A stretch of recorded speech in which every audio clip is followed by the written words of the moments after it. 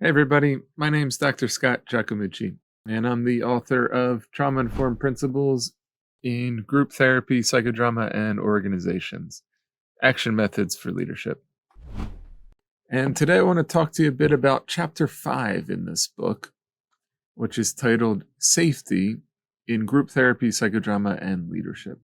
So Chapter 5 is devoted to the first of SAMHSA's 6 trauma-informed principles, which is safety. So, of course, these 6 trauma-informed principles are presented differently and separately, but in reality, they're all connected. We can't have safety without addressing the other 5 principles, and we can't address the other 5 principles without attending to safety.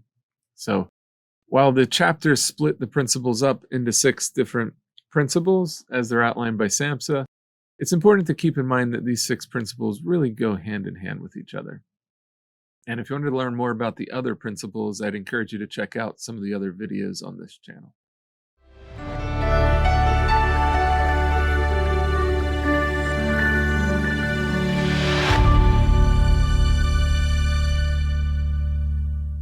So, it makes a lot of sense that SAMHSA would prioritize safety as the very first of the 6 trauma-informed principles. Of course, trauma in many ways is an experience that disrupts or threatens our sense of safety.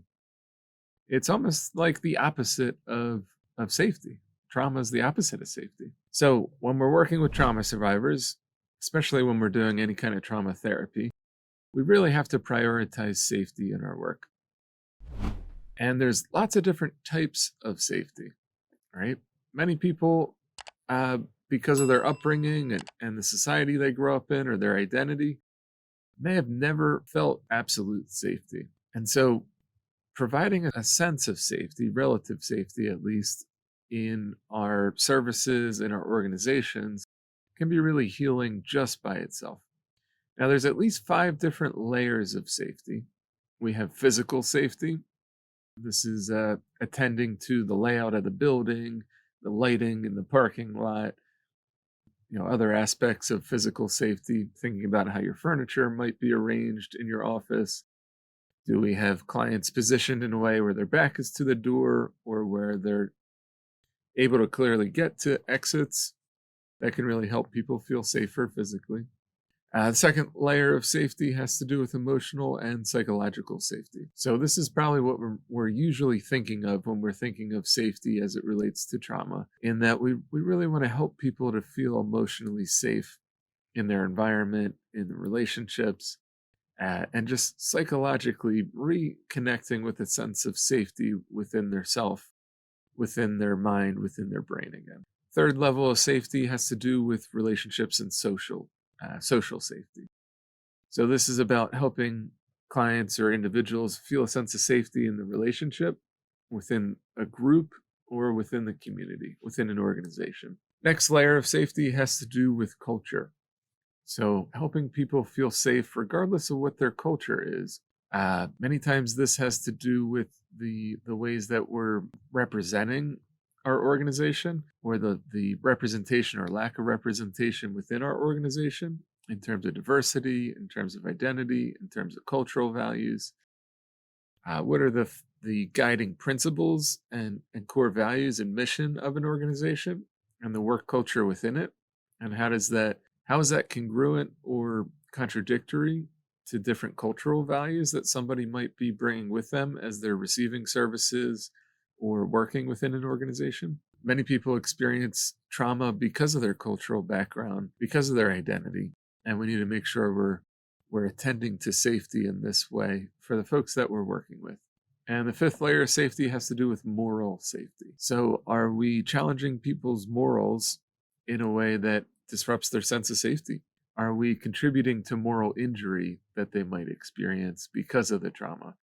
Are we asking our clients, or are we asking our staff to do things that go against their morals, against their ethical principles? So these are the 5 layers of safety that we have to attend to for clients, for colleagues, for coworkers within our organization. So incorporating trauma-informed principle of safety means that we create spaces that promote safety on all these levels within the agency. And we have to really reflect on Like, how exactly are we addressing safety on each of these levels for our clients?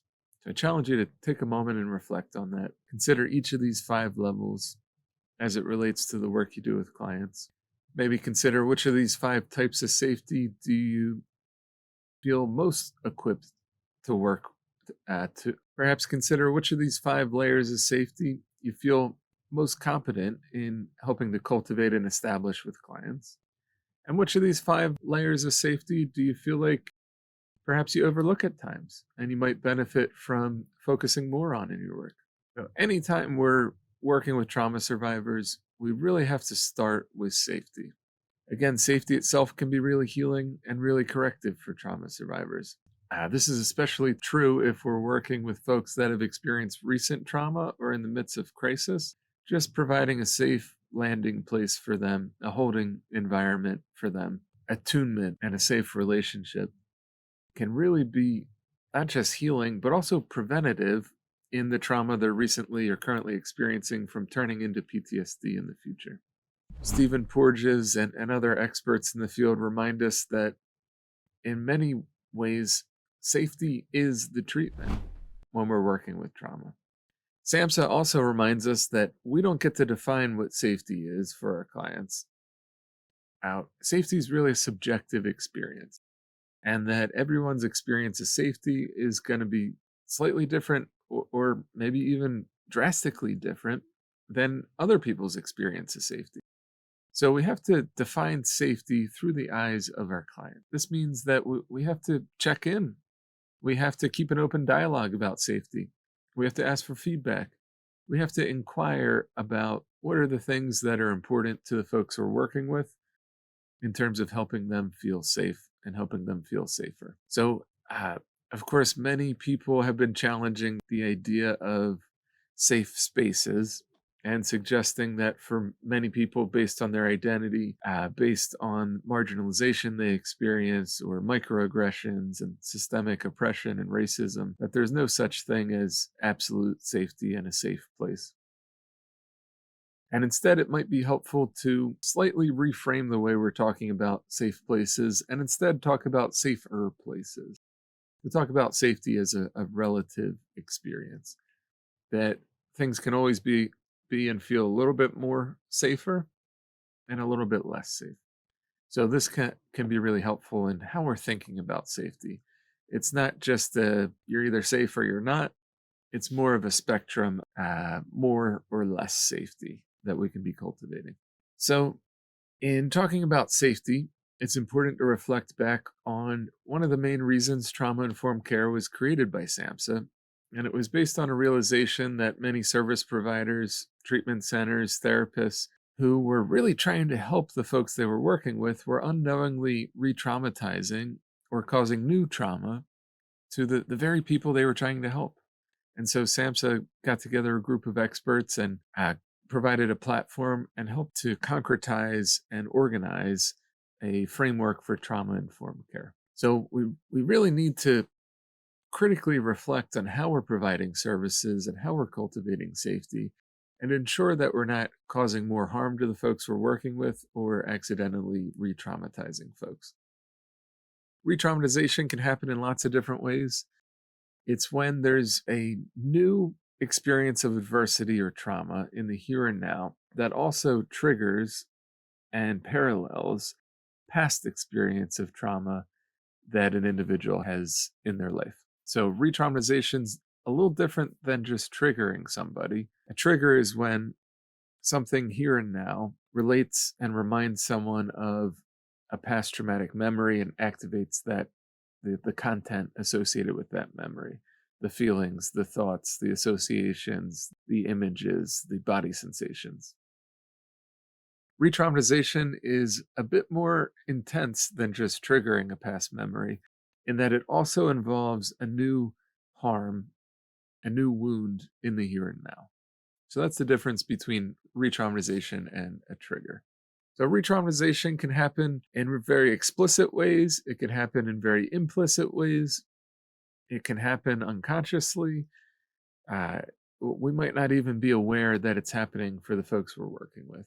And it can also happen through uh, professional negligence, or abandonment. So there's lots of different ways that we might unknowingly re-traumatize a client. No social service agency is entirely free from these potentials of re-traumatization. So it's important that we're really looking at this. Even if we have the best of intentions and a good heart, there's still some risk that we might unknowingly re-traumatize someone. Re-traumatization can occur through an abuse of power, through a reenactment of discrimination or unconscious or implicit bias. It can happen through a simple and honest documentation mistake that leads to harm. It can happen because we might forget to follow up or forget to follow through on some sort of task that negatively impacts a client. And it can happen through improper assessment, bringing someone into a level of care where they really should be in a higher level of care, or trying to provide services to a client where the issue is really outside the scope of our competence, or we have a lack of training in a specific area. It happens often in trauma therapy when professionals try to provide trauma therapy but don't actually have any specialized training in providing trauma therapy. Re-traumatization can happen when we push a client too far, when we force them to talk about trauma when they're not ready to talk about trauma, or to be in trauma therapy when they're not ready to be in trauma therapy. It can happen when we go too quickly into the trauma stories and the trauma processing before establishing safety or providing the client with coping skills that can help keep them within their window of tolerance. So this window of tolerance concept is really important in thinking about re-traumatization and preventing re-traumatization. We want to make sure the client is within this optimal window of tolerance, that they're not overwhelmed by the work that we're doing. As long as that client is in this window of tolerance throughout the work, it's pretty unlikely that we're going to re-traumatize the client. The other way that I often see re-traumatization take place is through ethical violations, when the professional engages in some sort of conduct or behavior that violates a code of ethics. So these potential risks for re-traumatization and the ongoing harms experienced by those accessing services is a good reason to elevate trauma-informed principles to the same level that we elevate ethical standards and ethical principles. Many people actually have to seek trauma therapy to heal from the harm that was caused by other professionals that were supposed to help them. And this is if they ever trust a professional again. Many clients that experience harm or re-traumatization or ethical violations in treatment centers or in therapy or in hospital settings are likely to never trust a therapist or a mental health professional again and to never seek treatment again.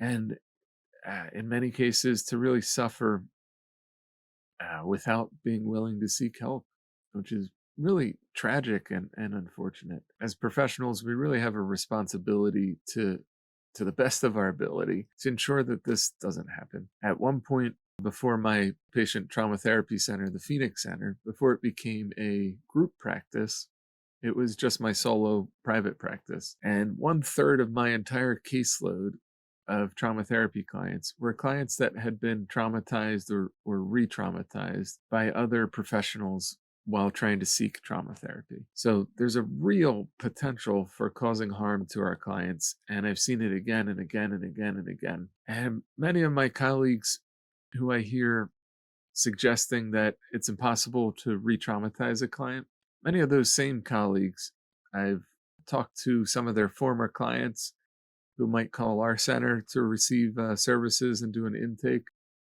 and hear from them about how they experienced re-traumatization through the work with the colleague who I heard say that it's impossible to re-traumatize someone. So there's really a real potential for this, and it's something that is our responsibility as professionals to try to mitigate as much as possible. Resisting re-traumatization is so important that SAMHSA made it their 4th R in their framework of trauma-informed care, where there's 4 different R's.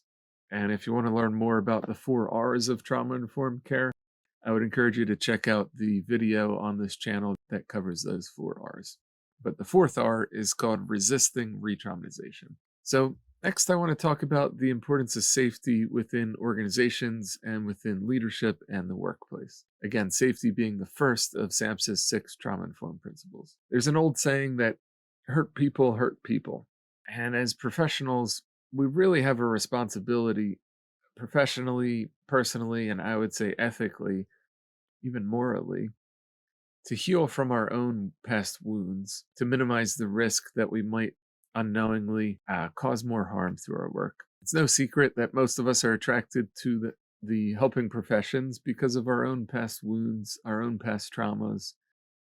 And so we have a real responsibility to ourselves, to our organizations, and to our clients to heal, to engage in our own personal growth and our own therapy and our own healing. And I think this is particularly true for leaders, that in leadership roles, we have even more power and responsibility and risk for causing harm on large scales, in that we have a larger impact through our decision making. And so it's even more important that we're healing from our past wounds. So, in thinking about safety in organizations, we have to consider that our staff and our colleagues, their sense of safety is going to impact their work. The safer our staff members feel, the more efficient they're going to be in their work, the safer they're going to feel in relationships, and the better they're going to be able to cultivate meaningful relationships with clients or customers and with colleagues. The higher their job satisfaction is going to be, the healthier the work culture is going to be, and the more committed they're going to be to the agency if they feel safe in that agency. Now, to really drill this point home and highlight the importance of safety in organizations, I want to talk briefly about a research study that Google funded that was called Project Aristotle. This was a 5-year research study, and Google, the company, dumped a ton of money into this research study, and they wanted to know, of all the different factors that impact organizations and teams across different disciplines and different industries, what's the factor and the element that most impacts team productivity? And to our surprise, or maybe not to our surprise, psychological safety was by far the most important quality. That the more safety workers felt in their organizations, in their departments, in their team, the more productive they were.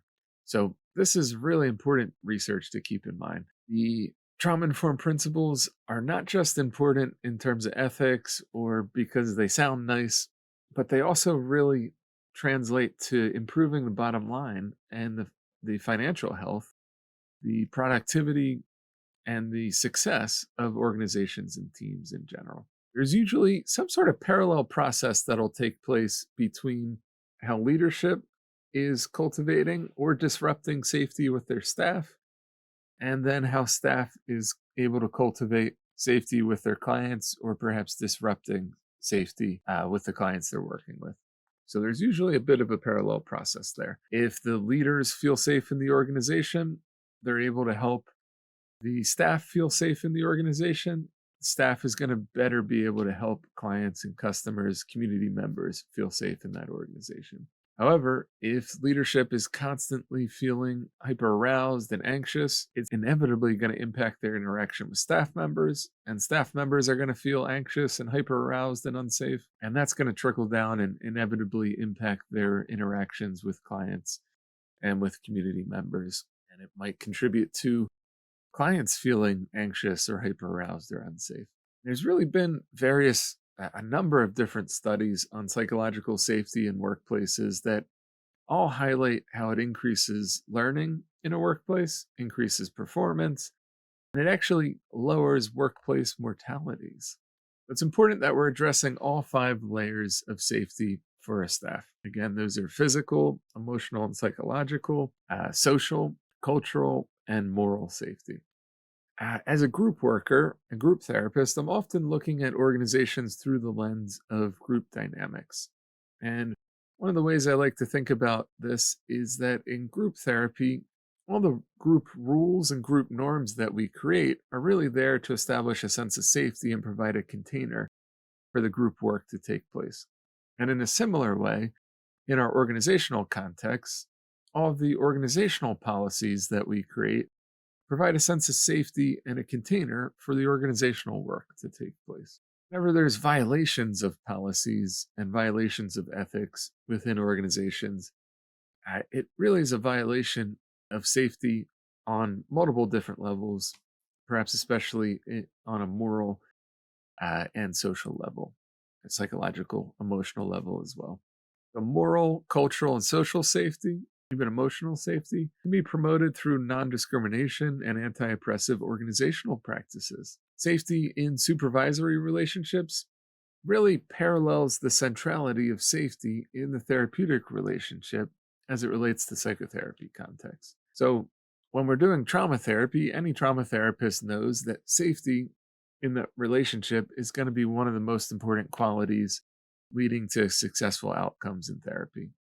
And I'd like to suggest that in a similar way, in our organizational settings, safety within our relationships in supervision with supervisees and employees is just as important, that it's going to be central to positive outcomes and success in our work together and in our supervision.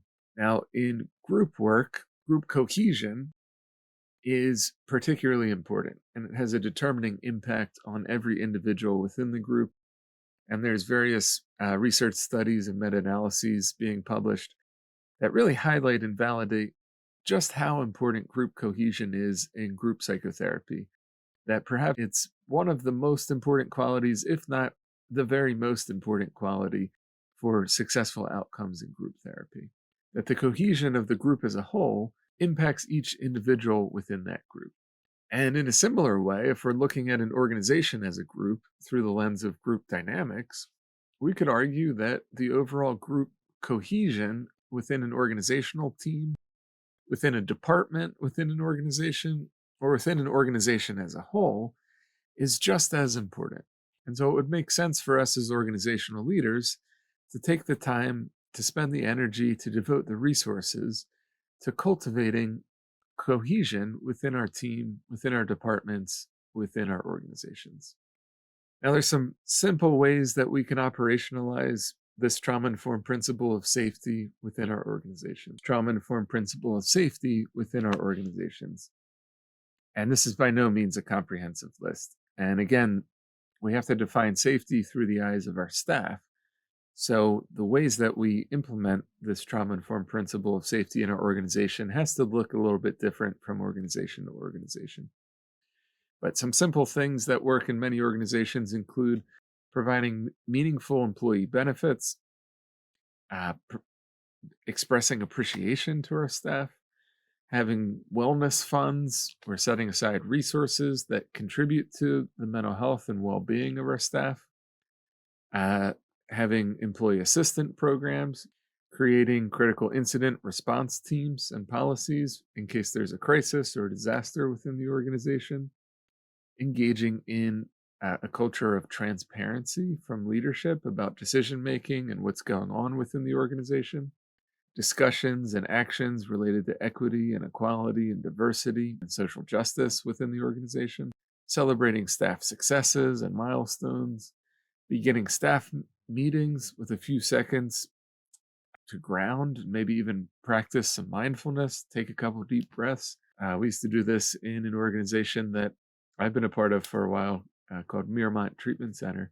The beginning of every staff meeting, we would take 5 to 20 seconds maybe to take a couple breaths together in silence and ground ourselves, to have a mindful moment together. And it was amazing how just 2 or 3 deep breaths individually and collectively would really, at least for me as a participant, it would allow me to set aside and contain whatever was going on before I ran to the staff meeting, to quiet my mind, and to be fully present with the objective of the meeting at hand. So this is a really simple thing you can implement in your organizations as well. And providing other self-care services, reminders, and opportunities for staff, paid time off, vacations, flexible schedules, those kinds of things. Of course, the resources that an agency has are going to impact their ability to implement certain policies and provide certain benefits, and it's real. And regardless, there's always ways that we can be better, and we can be creative and implement some norms, policies, or just things that uphold safe workplaces and work cultures that don't require a lot of money or even any money. Really helps to involve staff in decisions about how we're cultivating organizational safety. In psychotherapy groups, one of the ways that we maintain safety for the group is through pre screening and assessment of new group members before they join the group. We need to make sure that they're appropriate for the group and that they're not going to disrupt the sense of safety for the current group. And in many ways, our recruiting and hiring processes as organizational leaders is uh, very similar to our pre screening and assessment process in psychotherapy. So when we're recruiting and hiring new staff, one of the things we might consider is this person going to disrupt a sense of safety for other people in our organization? So at this point, I want to have us pause for a moment and reflect on, in your own experience in workplaces, what exactly are the things that help you feel safest? And what are some really simple things that you can do or you can suggest to enhance the safety in your workplace for your coworkers, for your staff, for your supervisees? So, next, I want to talk about this first trauma informed principle of safety as it relates to group psychotherapy. And to begin that conversation, I think we have to start at the beginning. Before we start a psychotherapy group, first, we have to consider our screening and assessment process, our pre group selection process, as it relates to that group. Irving Yalom has a quote in his book. He's one of the most famous group psychotherapists. He says that good group therapy begins with good client selection. Clients improperly assigned to a therapy group are unlikely to benefit from their therapy experience. So, this really rings true in my experience as a group therapist and as an organizational leader and director of a group therapy program and inpatient, that one of the primary factors that leads to successful therapy groups is thorough pre-group screening and assessment. And one of the primary things that leads to unsuccessful groups or very chaotic groups or conflict that's difficult to resolve in groups or retraumatization in groups or just simple dissatisfaction in groups is when we really do a sloppy job of pre-group screening and assessment. So this pre-group screening and assessment really promotes a sense of safety for the individual that we're screening, but also for the rest of the group. Safety is threatened when an agency or group worker accepts a client to a group who really needs a different level of care or a different type of group treatment. Groups function best when there's some sort of overlap between the individual goals and experience and the collective goal and experience. And one of the things that I think is especially important in assessing appropriateness for a group that doesn't get talked about enough is that we're bringing together a collection of individuals, and we need to assess that their window of tolerance is somewhat similar. That if we have a bunch of people in a group who have a really wide window of tolerance and they have lots of coping skills and they're able to tolerate difficult emotions, and they've already done some of the early stages of trauma recovery and they're ready to go into trauma processing. But we also have others in the group who have a much thinner window of tolerance, and they might not have coping skills on board yet. They might not have internal ego strength and internal resources that they've cultivated, and they're in an earlier phase in their trauma recovery. It can really lead to incongruence in where the group is at in their recovery process, and it can make it difficult for us as the facilitator to meet all the needs of each individual in the group. And that some people are ready to go deeper into trauma processing, while others are really not ready to do that or be in the room while other people are doing that. And other people with a thinner window of tolerance might need more of the foundational trauma recovery skills, psychoeducation, coping strategies, strength-based work, whereas others in the group may have already spent weeks and months and years doing that, and they might get bored by redoing that again for too long. So we really want to assess each person's window of tolerance and try to put together a group where there's lots of overlap and similarities in the size and threshold of one's window of tolerance. Also helps to consider where each person's at in their recovery process from trauma. If we have a bunch of people that are brand new to trauma recovery, and we put them in a group with a bunch of people that are in phase 2, ready to do trauma processing, or even phase 3, where they've done some trauma processing and they're really ready to do that integrative work and focus on growing from trauma, meaning making, it really limits our ability to meet everybody's needs. It helps as much as possible to put together groups where people are all somewhat in a similar level, some similar phase of trauma recovery. And so what I'm referring here to is the 3 different phases of most clinical maps for trauma work. And there's a whole nother video focused on this channel that I encourage you to check out. But just a simple overview, phase 1 is about safety, strengths, coping skills, psychoeducation. Phase 2 in trauma therapy is about trauma processing, about working with defenses, protector parts, about dealing with the rage and the grief and the despair and the harm, the memories.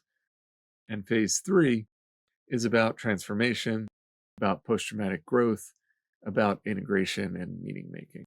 So these are the 3 phases of the clinical map for safely working with trauma. Some general criteria that I find helpful in screening for trauma therapy groups in general, and especially psychodrama groups, are the following: willingness to engage in trauma work, psychiatric stability, suicidality, psychotic symptoms, medications, emotional containment skills, and the ability to tolerate discomfort, behavioral containment skills, so we can ensure that this individual isn't going to disrupt the sense of safety for the rest of the group and other participants in the group, frequency or severity of drug use and alcohol use or other process addictions or behavioral addictions, the level of social support that an individual has in their life in terms of family or friends, an individual therapist, community support, peer support groups, and other support services, the expected length of time that the individual is going to be in treatment. I think this is especially important for inpatient groups, where somebody might only be an inpatient for 2 or 3 weeks. Does it make sense for us to put them into a trauma therapy group in inpatient if we know up front that their insurance is going to cut them off a week from now? Probably not. But if we know that they're going to be in treatment for 3 or 4 weeks, or based on our best guess, considering the medical criteria they're presenting with and the insurance policy that they have, we could expect that they're probably going to be in treatment for 2, 3, 4 weeks. That would make a little more sense to put them into a trauma group where we can open some things up, but also have time to integrate and close up what we've opened before they have to discharge. We also want to know about their ability to continue trauma therapy at the next level of care. So if we know that somebody's about to lose their insurance coverage, maybe it doesn't make sense for them to start trauma therapy for 2 weeks while they're an inpatient, knowing that they're not going to be able to continue treatment when they leave. It also helps to have some congruence between the individual's presenting symptoms, their issues that are important to them, their goals for treatment, and the larger group as a whole goals and issues that are going to be addressed. So these are really meant to be guidelines, just things that I found helpful in my work in assessing for trauma therapy groups specifically and psychodrama groups. And these are going to need to be adapted for each agency and for different levels of care and different treatment settings. Again, Yalom suggests that the majority of clinicians do not select for groups therapy. Instead, they deselect who's going to be appropriate for group therapy. So it's really important that we not only have inclusionary criteria and we have a sense of who we're going to include in this group, but also that we have some exclusionary criteria. Who are we going to exclude from this group for their own safety and for the safety of the rest of the group? Who's not a good fit for this group? Now, many of us, as helping professionals, we got into this field because we want to help as many people as we can. And we might have a tendency or an inclination to want to include everyone, regardless of where they're at in all of our groups. And yeah, this might be a good intention, but I found that it really doesn't work well unless you're going to do more of a phase 1 type of group that's focused on coping skills and psychoeducation and group cohesion and relationships, safety, and you're not going to get into heavy trauma processing. If you're going to get into heavier work and trauma processing and rage and despair and really get into the depths of pain with clients and their trauma, then we need to have more exclusionary criteria. So I really encourage us to consider this in our pre-group selection process. Now, we also need to think about group rules and group norms. In many ways, our group norms and rules provide the containment or the structure for safety and the expectations for participation in the group. Now, there's lots of simple group rules that we can implement to promote a sense of safety for trauma survivors within our therapy groups, including commitments to confidentiality, which most of us probably already use, commitments to mutual respect. And another commitment I like to use, another rule I use in my trauma therapy groups, is a commitment to ask permission before engaging in any kind of physical touch more than a handshake or a fist pound.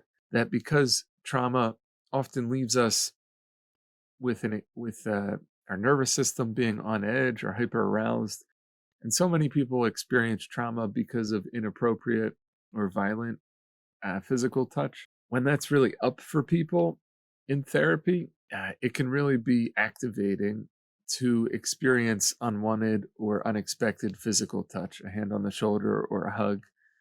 And so in all of my trauma therapy groups, I have some sort of rule about asking permission for physical touch. So these are 3 rules that I use in pretty much any of my trauma therapy groups or more involved experiential therapy trainings as well. Other rules are going to be important to include depending on your group and your treatment setting. For example, there might be rules in your agency that you have to also enforce, or there might be other rules about, like in an outpatient setting, you might have to have rules about people using their phone or silencing their phones during the group. Or in an inpatient setting, there might be other rules related to identification of clients being visible at all times, or food or drinks in the group room. These rules are going to vary from organization to organization. Other rules and agreements might relate to attendance and timeliness, being there on time, rules related to the financial aspect and payment for the group, and even other dual roles in the group. So we might need to create a rule about group members having contact in between group settings. And many group therapists will have a rule for their outpatient groups that individuals are expected not to talk to each other in between sessions or exchange phone numbers. Other group therapists, depending on the populations they're working with and the settings that they're working in, opt not to enforce that role or create that rule for their groups. As someone that's participated in therapy groups myself and facilitated outpatient and inpatient groups, I actually find that there's a lot of value to the relationships that are formed within the group and how those relationships can be a source of mutual aid and peer support in between group therapy sessions. So I don't include that in my rules. If I was working with different populations, I might include that in my group rules. It also helps to have norms related to choice within the group process, especially if we're doing trauma therapy groups. Anytime I'm doing trauma therapy, one of the first things I do is I affirm each client's right to choose how much they want to disclose and when and how. to disclose their trauma in a general way, in a specific way, to observe for some time before participating in the group, to choose not to share in the group, to choose how much they want to be involved. And that's really about safety. That if we're forcing people to do trauma therapy and to talk about their trauma, that's not going to be helpful, and it's potentially going to be harmful. It can help to have a norm related to telling war stories about trauma. I always say at the beginning of my inpatient trauma therapy groups that this isn't a place where we're just going to sit in a circle and tell war stories about trauma. That's probably not going to be helpful. Might be re-traumatizing for folks, might be vicariously traumatizing for others, and just retelling the trauma story again and again and again without doing the other important work might just be strengthening the neural pathways related to that trauma memory and associations attached to it. So I always have some sort of norm related to telling war stories about trauma, that there's a place for telling the story and the details of the trauma. And when we get to that, there'll be a structure and containment for it. And I'll be really explicit with the group about, all right, now the prompt is, I want you to share one thing you're ready to talk about as it relates to a loss you experienced or trauma. I'll have a really specific prompt in a group setting when we get into details of the trauma. And that helps contain things. It can really help to have some sort of ritual for each group session about reaffirming and recommitting to group rules and group norms. So in my groups, what I do is whenever there's new group members, I spend a bit more time talking about the different group norms and the group rules. When I have a session and there's not any new group members, I very quickly go over the group rules and I ask everybody to commit to them. Regardless of if there's new people or not, the method I like to use to have people commit to the rules when I'm doing experiential groups in psychodrama is I outline the rules and I say, if you're willing to commit to these rules today, stand up. And what happens is everybody stands up.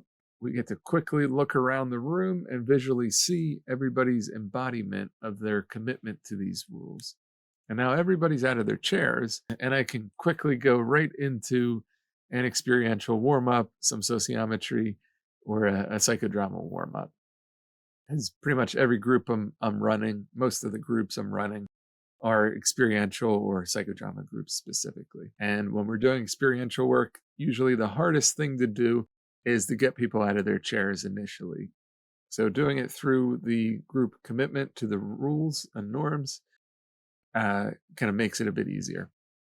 Of course, if there were folks with physical limitations about standing up, or I had group members that were using a wheelchair, obviously I would modify that so that everybody could participate in it.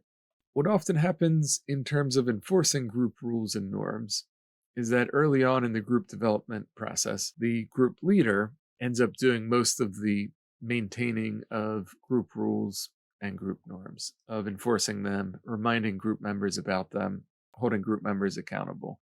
But as that group goes on, what inevitably starts to happen is that the longer term group members start really enforcing and maintaining the rules and the norms with other group members.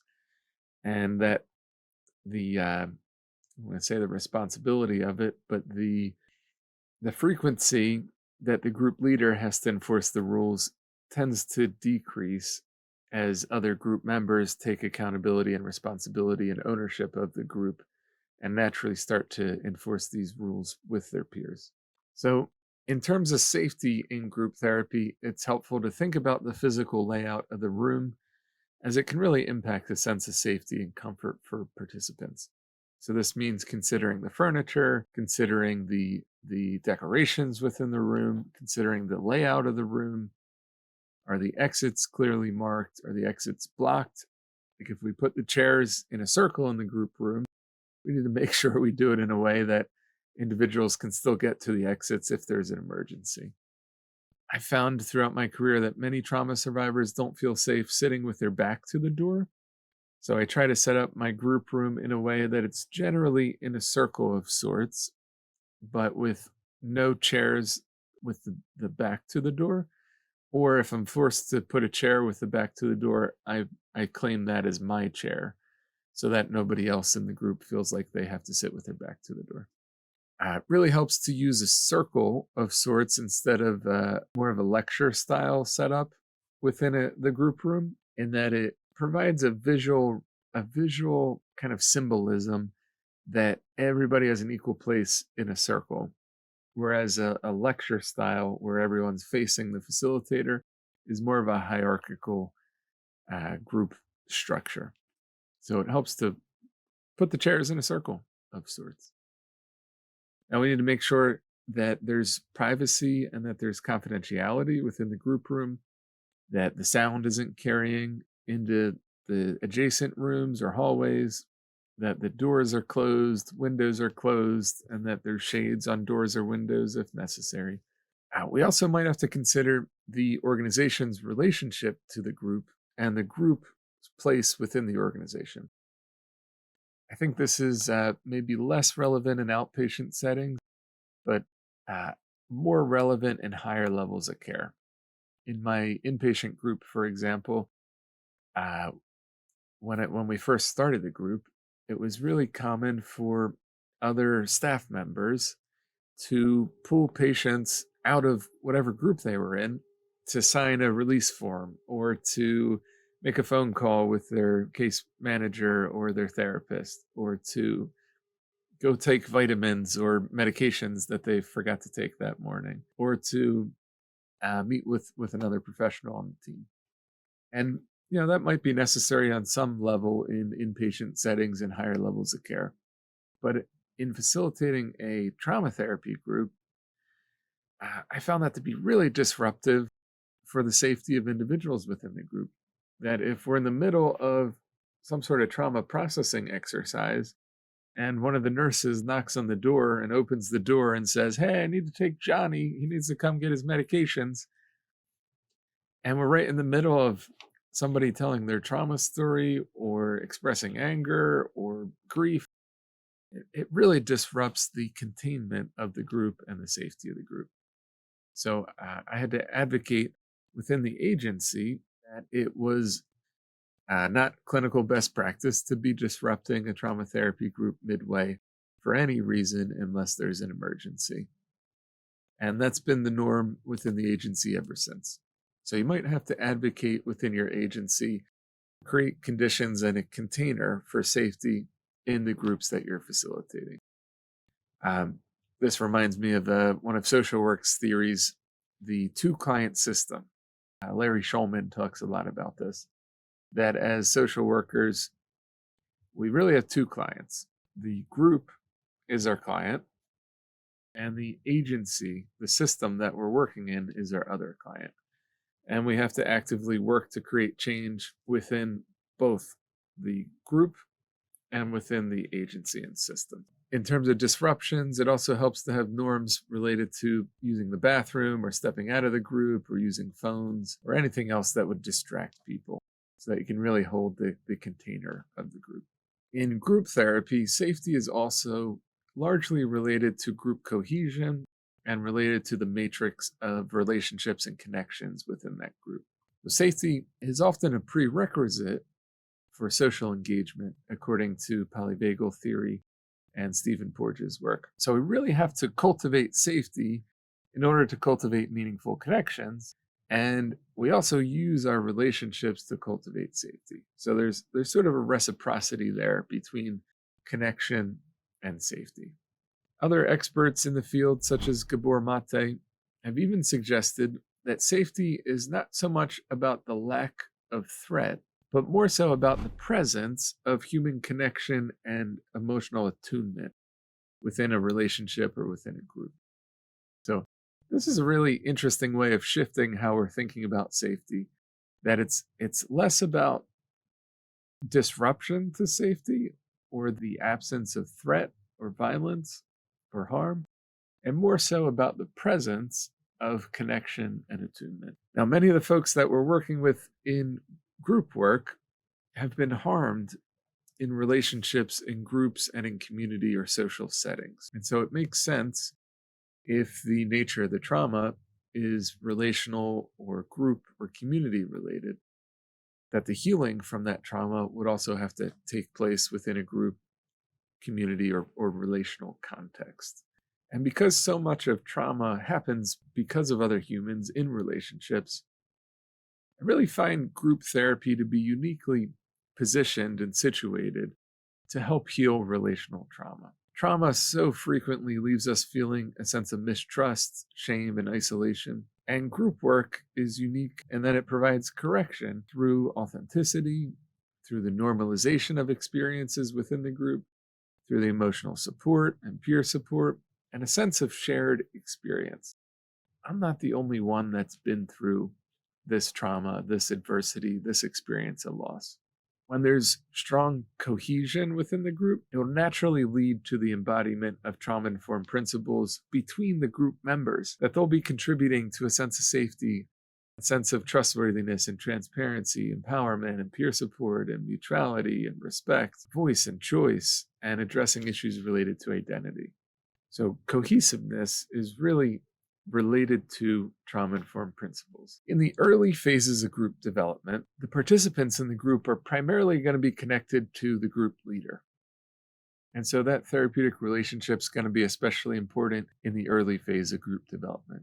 And part of the leader's task and responsibility is really to develop that therapeutic relationship and a connection to each individual within that group. As the group goes on and moves through the different developmental group processes, and there's a whole nother video on this channel that outlines those phases. A simple way to think about it is beginning, middle, and end phases. As we get into the middle and ending phases of the group, the relationship with the therapist perhaps becomes less important and less central, and instead the relationship between participants in the group becomes more and more important.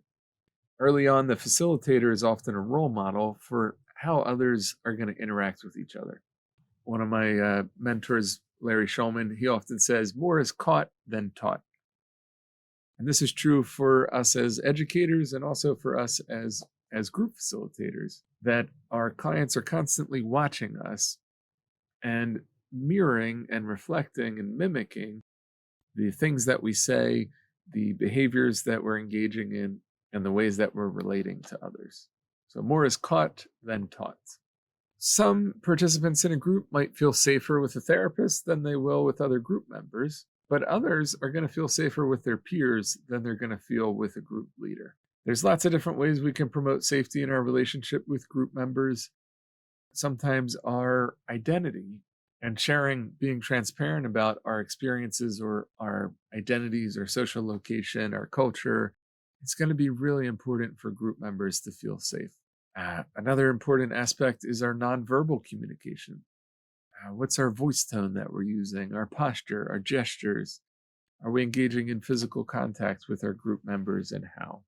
Our personal disclosures and the level of vulnerability and transparency that we demonstrate can really help cultivate a sense of safety within our relationship with our group members.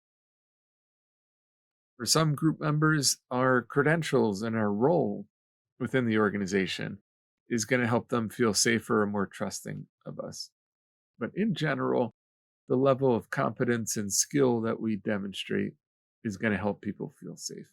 And of course, the level of empathy and compassion and understanding, passion that we have for our work, the wisdom that we demonstrate, the knowledge that we offer, and our ethics and integrity that we embody all cultivate a sense of safety with the folks we're working with. So I want to pause here and invite you to take a moment to reflect on your own group leadership.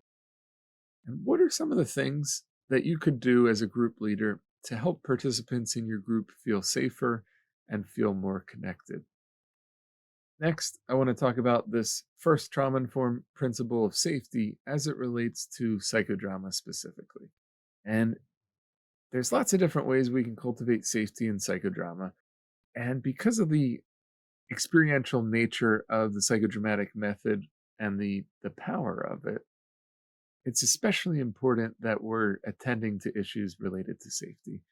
In the past, many people were using psychodrama in ways that were not so trauma-informed, and were not attending to safety in groups or doing things that really disrupted safety for people in the group. which makes it that much more important that we're attending to safety in our psychodrama practice. Some of the ways that we can cultivate safety in psychodrama is through a longer and more gradual warming up process. In some of my research, I found an inverse relationship between spontaneity and traumatic stress.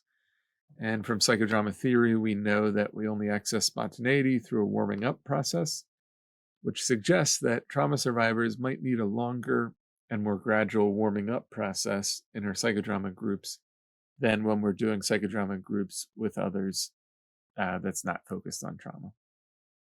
Using more sociometry can really help with cultivating safety, and employing strength-based roles and other safety structures within our group and within our psychodrama enactments can really help cultivate safety. So we can develop safety by creating opportunities for smaller group interactions, by maybe starting with shorter psychodrama enactments with just one or two other roles and working our way up to longer, fuller psychodrama enactments. We can even keep it really simple and direct and suggest that there's a role for safety within the psychodrama scene, and that somebody plays the role of safety, and that we check in about safety, that we reverse roles with safety and have the protagonist share what safety means to them and connect with a sense of safety and remind themselves that they're safe through that role throughout the process. Using strength-based roles, whether it's the role of safety or the role of courage or the role of love or humility or some sort of interpersonal support or transpersonal spiritual role, really helps establish safety. I like to think of strengths as the building blocks of safety, in that strengths provide physical, emotional, social, and symbolic markers of safety throughout the psychodrama process when we have strength-based roles present. It's a constant reminder to the protagonist of their ability to access support and safety when things get tough in the psychodrama. Another role that can really help with safety is the role of a double. And what I mean specifically here is not just the one-off doubling statements from the director or from participants in the group, but using the role of a double, enrolling somebody in the role, and having that double stay with the protagonist throughout the entire psychodrama process. There's lots of different types of doubles, but generally speaking, they all will stay with the protagonist, be attuned to the protagonist, and their job is to make statements that label what the protagonist might be experiencing or feeling, or to help the protagonist become more aware of their body and their environment throughout the process. Other ways that we can cultivate safety in psychodrama include maintaining attunement to each individual throughout the entire group process, not just the protagonist, not just the role players, but also the audience member. Spending the time to develop our therapeutic relationship with the protagonist, and leveraging other supports in the psychodrama for the protagonist and for other auxiliary role players or audience members, especially if it seems like they might need some extra support. In terms of maintaining safety in psychodrama, it's also important that once we get our contract for the session, that first of all, the contract is really bite-sized and realistic,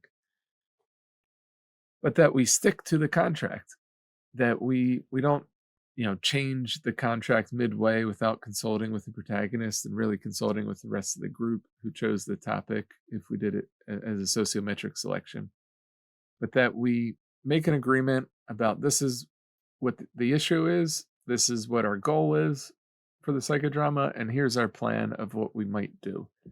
And we stick to that contract as much as possible. This really helps the protagonist feel a sense of security in what they're about to do and what they're about to experience, and not be caught off guard by us taking it in a completely different direction and going for a different topic, a different goal, without explicitly renegotiating the contract with them. The psychodrama conference this year In New York, I heard a psychodramatist, Scotty Ermy. She said in her workshop, the protagonist does not owe you a catharsis. And I really liked this quote. And I find this really important for us to remember.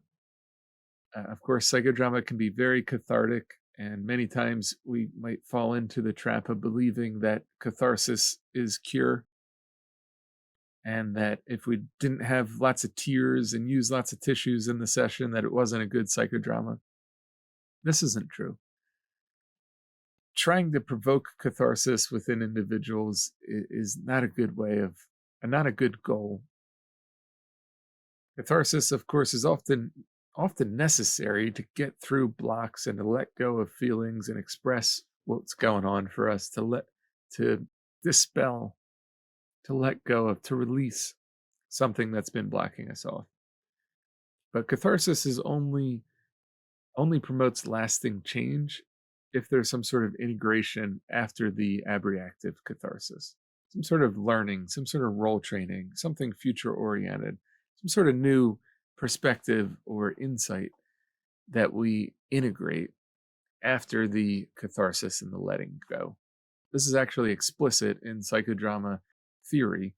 In Moranian philosophy, Moreno actually contributed pretty significantly to our understanding of catharsis. And he talks about all sorts of different types of catharsis and factors that contribute to catharsis. But in this context, I want to highlight he talks about abreactive catharsis and integrative catharsis as two different types of catharsis, and that the goal of psychodrama is to get to an integrative catharsis after the abreactive catharsis. Of course, there's other ways of maintaining safety in a psychodrama. We need to attend to issues related to identity and related to connection, cohesion within the group. And the process of cultivating safety in psychodrama is going to look different from group to group. I want to challenge you for a moment to consider, as a psychodramatist, how are you actively cultivating safety in your groups? And how will you know if enough safety has been cultivated to move forward towards the contract and the goal that you've established with the protagonist in the group, especially if it's trauma related? Are you utilizing strength-based roles to keep the group and each group member safe? Are you utilizing a long enough warming up process? Are you utilizing doubling? Are you providing the protagonist with options throughout the psychodrama? This is another simple thing you can do. Something that I've gotten into the habit of is I'll start the psychodrama by integrating strength-based roles. What's the strength that you need in order to achieve this contract, to face the trauma that you wanted to deal with today? Now I need courage. All right, pick someone to play the role of courage. We have a conversation with courage. We reverse roles with courage. We reverse roles back. The protagonist takes in the support from courage. Maybe we have another strength-based role. Maybe they have a double come in. Maybe there's some sort of social support, that some sort of interpersonal support. And then I might offer options to the protagonist once we've established safety and some support for addressing the trauma.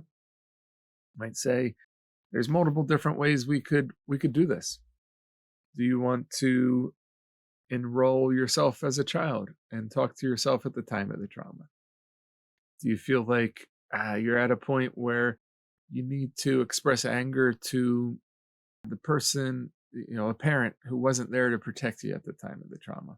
Do you feel like we need to pull out an empty chair and tell the person who hurt you how much they hurt you, and to really reclaim some power back from this perpetrator? Do we need to look at how the trauma has been internalized within you and address it in that sense? Do we want to concretize the trauma and deal with it in a more tangible way rather than enrolling it? Do we want to talk to yourself in the future and get some guidance around addressing the trauma? There's so many different ways to meet the same contract within a psychodrama related to trauma. And there's lots of ways to meet a contract and promote healing without reenacting the trauma scene. I would argue that most of the time we don't need to reenact the trauma scene.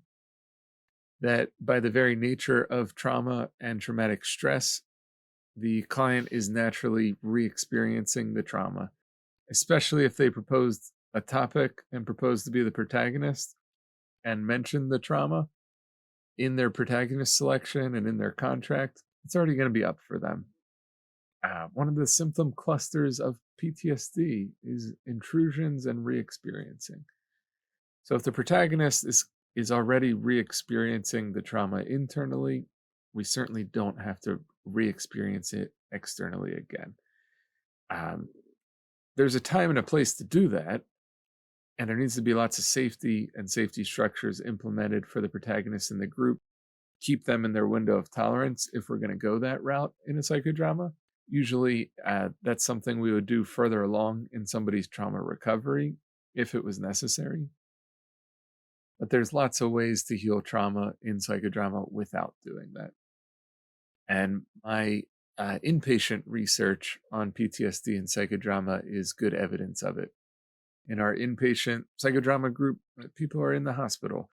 They're only going to be there for 2 to 5 weeks, and they're in treatment for stabilization. So they're often at the beginning of their recovery process. It's not the time to do a psychodrama reenacting trauma. Instead, almost all the psychodramas and psychodrama roles are strength-based, or we might bring in one antagonist role after building up strength-based roles, or do grief work, or a little bit of inner child work. The outcomes in that group show an average decrease in PTSD by over 50%. So the average person who participates in that inpatient group within the inpatient program and completes the program successfully experiences a 50% decrease in their PTSD symptoms.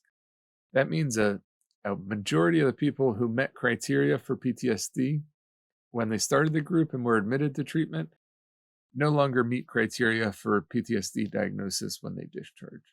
So that's evidence right there that we don't have to reenact traumas all the time in our psychodrama groups in order to promote healing from trauma and to reduce PTSD symptoms. So I really encourage us to reflect on this and the importance of safety in our psychodrama practice. So again, this is just the first of the 6 trauma-informed principles outlined by SAMHSA and in chapter 5 of my book on trauma-informed principles in group therapy, psychodrama, and organization. Of course, we can't fully cultivate safety and address this trauma-informed principle if we're not also cultivating the other 5 trauma-informed principles. They really go hand in hand. So if you found this video helpful, I really encourage you to check out some of the other videos on trauma-informed principles on our YouTube channel here. I encourage you to like the video, subscribe to our channel to get notified about future videos, and leave a comment on the video. Tell us what was helpful. Tell us what you learned in this video. Tell me if you think I forgot to mention something important about safety in this video. We're really interested to hear from you.